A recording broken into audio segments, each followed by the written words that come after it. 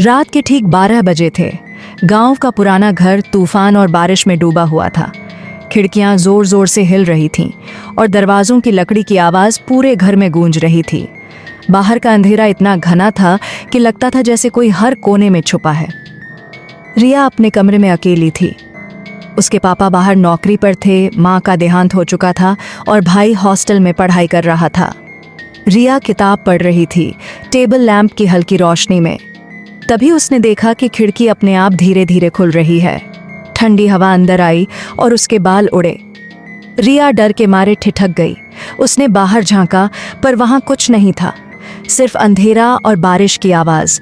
उसने खिड़की बंद की और किताब पढ़ना जारी रखा, लेकिन तभी उसे ऐसा लगा कि कोई उसके पीछे खड़ा है। धीरे धीरे उसने पीछे मुड़कर देखा और उसकी आंखों के सामने एक काला साया खड़ा था, बिना चेहरे का, बिल्कुल स्थिर। रिया डर के मारे कांप उठी। उसका दिल जोर जोर से धड़क रहा था। साया धीरे धीरे कमरे में बढ़ता गया और खिड़की की तरफ बढ़ा। रिया ने अपनी सारी हिम्मत जुटाई और जोर से चीखा, बचाओ बचाओ बचाओ। तभी खिड़की जोर से खुली और ठंडी हवा अंदर घुसते ही वह साया धुएं की तरह गायब हो गया। पूरा रात रिया डर के मारे जागती रही। हर बार खिड़की की आवाज सुनते ही उसका दिल थम जाता। अगली सुबह जब रिया उठी, उसने अपनी किताब खोली और देखा आखिरी पन्ने पर काले उंगलियों के निशान थे।